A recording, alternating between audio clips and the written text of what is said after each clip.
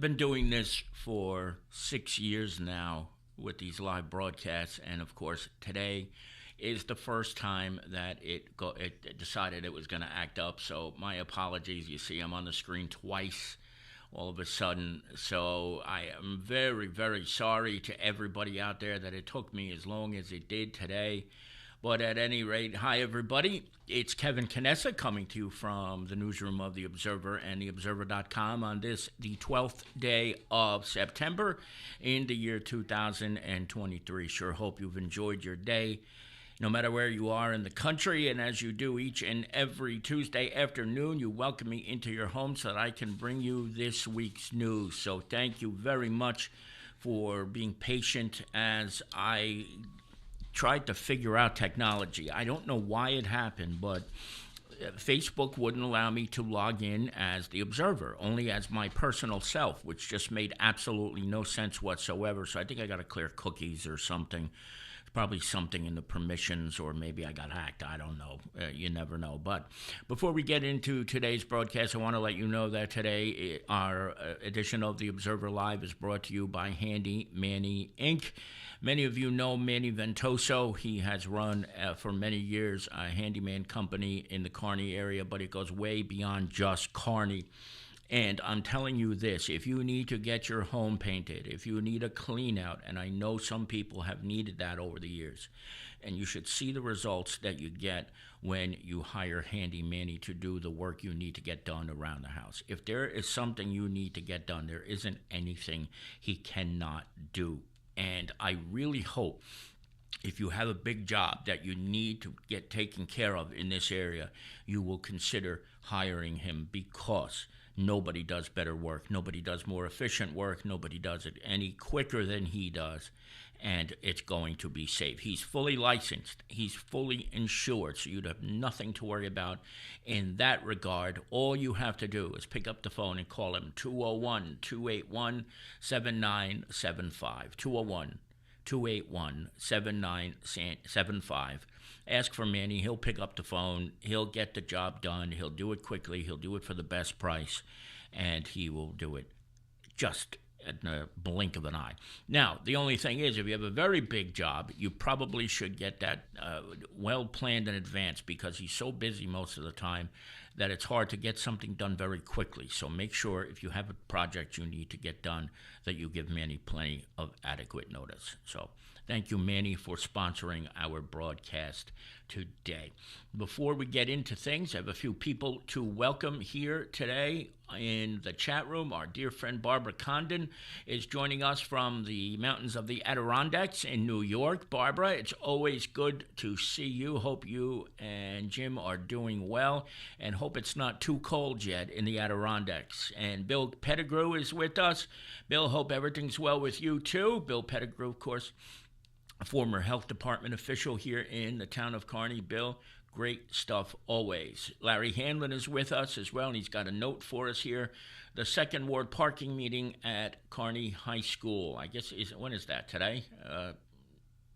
Larry, I can't keep track of all these dates. What I do know is that two of the parking meetings are scheduled for the exact same time as a school board meeting. I think this is one of them too, so don't be surprised. But that you will find that information in this week's edition of The Observer as well, even though it doesn't come out till tomorrow, but you can find it online at www.theobserver.com.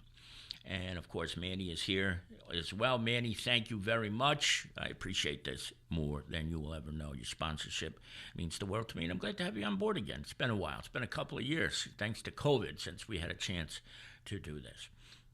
Before I get into the top stories this week, I'm going to put a video on in the background, and I'm going to make this very clear right from the get-go. There's no sound, because I don't want anybody to have to hear this sound. But I'm going to tell you that this is coming to you from the hotel, the Millennium Hilton, across the street from the World Trade Center on September the 11th, 2001. I have watched literally hundreds of these videos in my lifetime since September 11th, 2001 happened. And this one, to me, is one of the most stunning of all of them, because it was taken from such a close distance from the two towers 22 years ago. And people often ask me and say to me, why is it that you give two craps about September 11th? It was 22 years ago. Haven't you been able to move on from that day? And while the answer is yes, indeed, in many ways I have, in many ways I will never move on from what happened on that day. And the reason that I'm showing you this video right now in the background because if you look right now, right there, you see that canopy and you see the holes that are in that canopy right there? Those holes aren't there because debris fell into the canopy.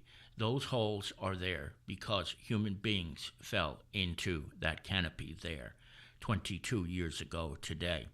When people who are often called jumpers, and I don't like that term, calling them jumpers, because who in their right mind would ever jump to what would be amountable to certain death?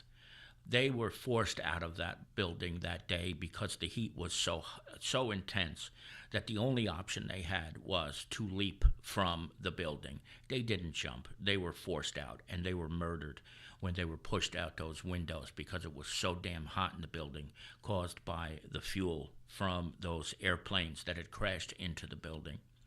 And so when people say to me, haven't you been able to get over? I look at this video sometimes and I think, how could you ever get over this? How could you ever get over having to look at people who hopped out of windows because it was the better option than staying inside the building at the time because the heat was so intense? How do you ever get over seeing people falling 100 stories to the ground and to their certain death?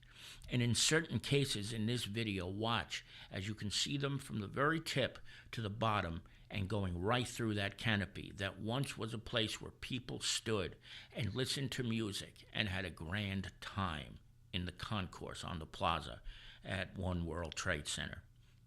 That's why even 22 years ago, even 22 years after, I'm not necessarily ever going to get over this, because people who forget about the tragedy of what actually happened that day got over it. And I don't understand how. You forget when things like this happen. I know it's so cliche, but you're doomed to repeat it when you forget about the horror of what happened. That almost 3,000 people who woke up that morning didn't go home that night. And in an instant, their lives were changed. When I see them falling out of that building, that's why 22 years later, I haven't forgotten. I don't think I'm ever going to be able to forget about that. And I will always remember the sacrifices that people made that day, not just the first responders, but the heroes who went up to work that day and never made it home. Forgetting about it is the biggest tragedy of them all, perhaps even worse than what happened that day itself. It is 2 o'clock here on the East Coast, 11 o'clock on the West Coast. Kevin Canessa here with you on this edition of The Observer Live. We'll start the countdown right now for the top 4 stories of the week. Number 4, as you can see here, was from the police blotter, but some of you may have noticed a couple of days ago that there was a lot of commotion on Belgrove Drive and a big police presence. The reason there was such a police presence there was because there was belief that there were guys in there holed up in their apartment with guns. Fortunately, it wasn't that they were holding anybody hostage, but they did in fact have these weapons. So they surrendered peacefully and everybody was safe, thanks be to God. But that's why there was such a commotion down there. And Mike Kontarchuk has that in his blotter this week that I hope you'll check out on page number 4. Some very interesting things in there, as there always is with Mike. Story number 3 is something that we had in the paper this week, and we had it online, and maybe you will see it at some point in time. But we have decided to offer the opportunity for the 3 candidates who are running for mayor of Kearney to do a virtual debate using the platform that we use right here. We can fill the screen with people who are running, do it all virtually. We don't have to all pack into a tiny room or a tiny studio. And so far, we have received word from Carol Jean Doyle, who has accepted the invitation. I believe Sid has accepted the invitation too, but I don't want to speak out of turn. Sid may be in the chat room, and he was earlier before when I was having technical difficulties. So I'm sorry that I had to boot you off, Sid. But I believe Sid is going to accept, and I have not heard yet from the interim mayor, Peter Santana, yet, but we set the deadline for Friday at noon this week, so we'll let you know, and we'll let you know when the date is, too, so that you can join us. And here's the thing, too. If you would like, you can start sending questions that you would like answered. You can either put them in the chat right here or below if you're watching this not live later on, or you can send your questions to editorial@theobserver.com, editorial@theobserver.com, and we will try to get to as many questions as our readers have when we have the actual debate. Now, the question just remains, how many people will be here for the debate itself? And as you saw earlier, Larry Hanlon was talking, and so was Manny, about the parking meeting that's tonight in the 2nd Ward on Kearney High School. Last week at the council meeting, they approved, or not approved, but they tossed around the idea of hiring Park Mobile to accept payments at meters in town, and I think this is going to be a great addition. And I want something to be clear, because there was a lot of confusion at the meeting, and people who were even there still didn't get it. Park Mobile will be used in addition to coins, okay? So if you are perhaps elderly and not so technically literate, you don't have to worry about getting this app. You can park and pay still by feeding quarters into the meters as they are. Yes, some of them are dilapidated and need to be replaced. They will get to that.